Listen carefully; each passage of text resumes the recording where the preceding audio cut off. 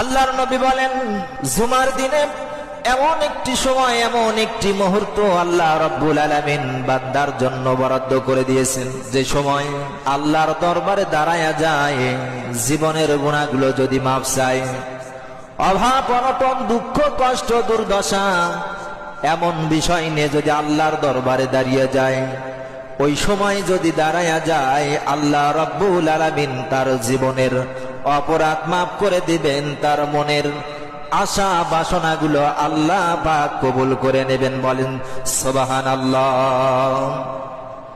এমন একটি সময়, যে সময় বান্দা যদি নামাজে দাঁড়িয়ে যায়, দুইটি হাত তুলে আল্লাহর দরবারে নামাজের ভিতরে যদি আল্লাহর কাছে মনের আশাগুলো পেশ করে, নবীজি বলছেন তার দোয়াগুলো সঙ্গে সঙ্গে কবুল হয়ে যায়। বলেন সুবহানাল্লাহ। আল্লাহর নবী বলেন, জুমার দিনে আসরের পর মাগরিবের পূর্ব মুহূর্ত সময় কোন ব্যক্তি যখন ওই সময়ে যদি আল্লাহ তার যন্ত্রণা, তার অসুখ, তার বেশক, তার দুনিয়ার যত কষ্ট দুর্দিন দুর্দশা তার জীবনে ঘনিয়ে এসেছে, নবীজি বলছেন আমার উম্মত যদি ওই সময় আল্লাহর দরবারে চায়, আল্লাহ রাব্বুল আলামিন সঙ্গে সঙ্গে তার দোয়া কবুল করে নেয়।